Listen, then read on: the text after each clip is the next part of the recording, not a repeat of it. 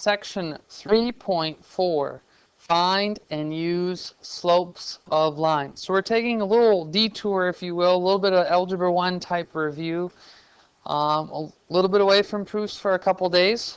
We're going to talk about slope and a little bit of line stuff. So slope, again, is the ratio of vertical rise to horizontal run.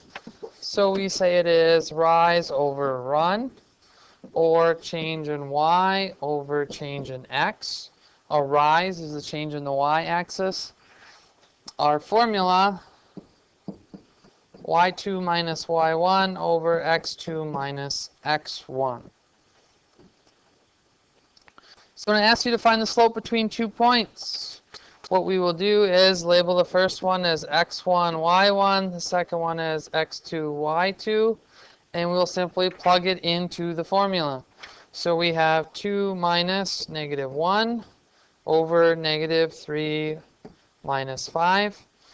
Remember, minus the negative becomes adding, so we have 3, negative 3 minus 5 is negative 8. Typically, we would not write the denominator with a negative. You'd put it out front or distribute it to the numerator, so you'd have negative 3/8. Go ahead and try this one on the right on your own.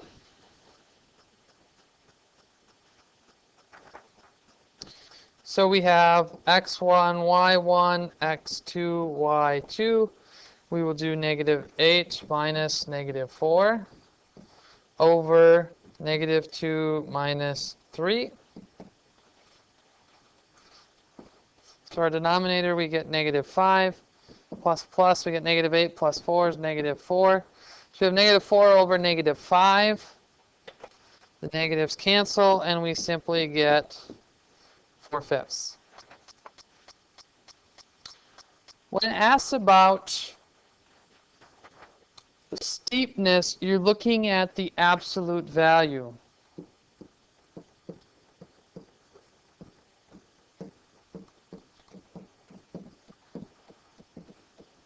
So we are not looking at the sign. So we're comparing 3/8 to 4/5. Which one is larger?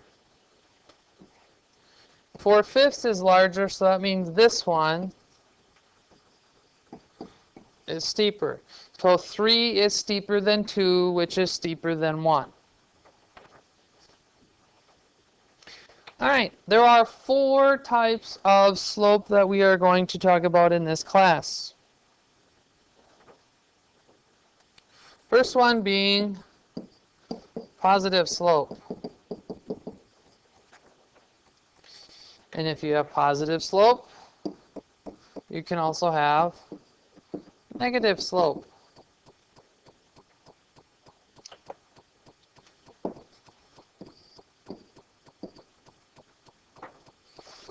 The next one is when it is a horizontal line. These are going to be in the form of y equals. This is where the slope is 0. We say there is 0 slope in one of these problems. And lastly, we have a vertical line. These are typically x equals.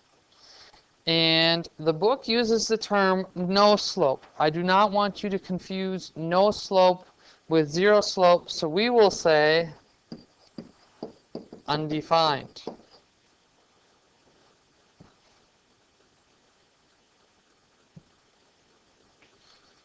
All right, slopes of parallel and perpendicular lines. So parallel lines, as you may remember from Algebra 1, have the same slope.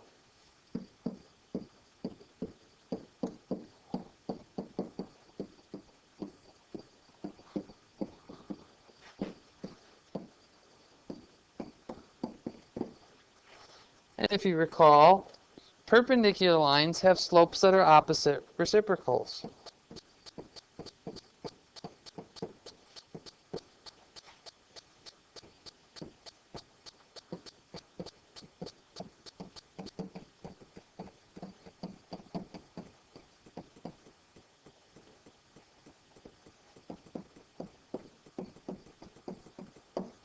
And when we we say by opposite reciprocals, as an example, if you have the slope 1/2, the opposite reciprocal is -2/1. Or we would simply say -2.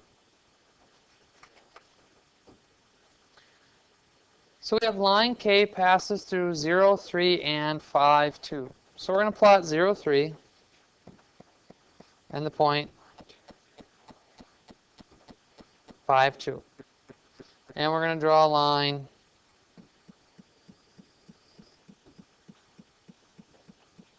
through those points.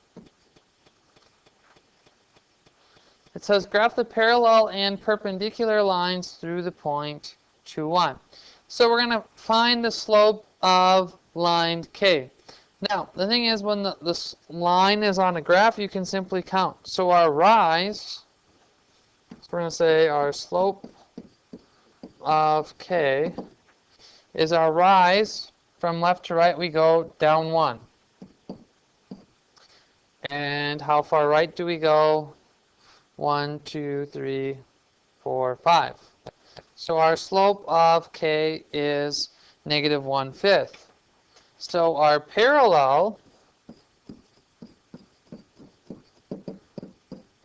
is also going to be -1/5. So we're going to have the point 2, 1. So we'll go over here and plot 2, 1. And then if we're doing the parallel slope, we're going to go down 1, to the right 5. And we're going to draw that line. And if I were using a ruler and or a straight edge, it'd be a little bit more accurate and it'd be parallel. Now the other one we're going to talk about, it says, and the perpendicular. So we're going to do the perpendicular slope. So the opposite reciprocal of -1/5. Opposite, we switch the sign, so it'll be positive. And then reciprocal, we flip the fraction. So it'd be 5/1 or simply 5. So from this point 2, 1, we're going to go up 5. 1, 2, 3, and over 1. And we are now going to draw that line.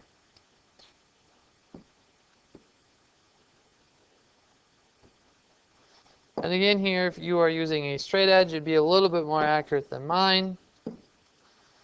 So we're going to draw the box to show that they are perpendicular. And thus on this previous one, we will go back and draw the arrows to show that they are parallel. So the biggest thing to remember on those slopes are parallel are the same, perpendicular opposite reciprocals. A candle is lit at the center of the table at the beginning of a party. The candle gets 1.75 inches shorter every 25 minutes. The candle was originally 8 inches tall.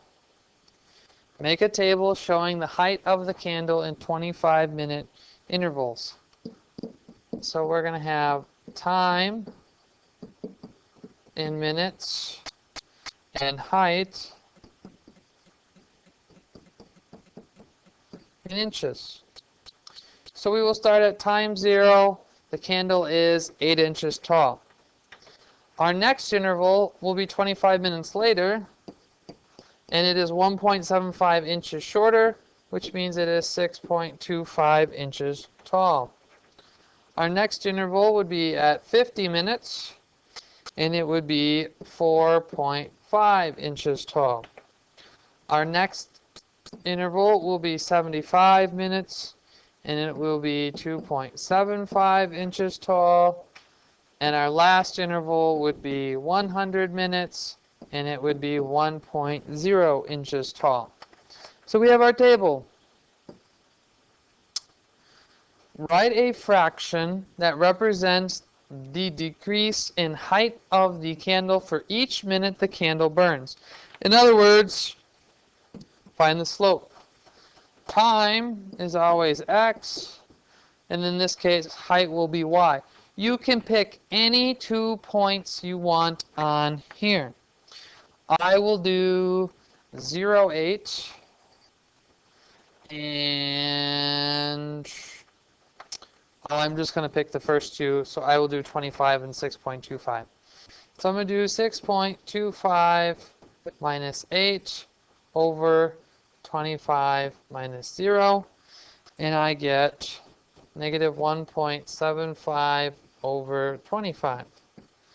And this is inches and minutes. The problem is it says for each minute. That means my denominator needs to be 1. So I'm going to divide my numerator by 25. So I get about approximately negative 0.07 inches over 1 minute. Or you could write it as negative 0.017 inches per minute.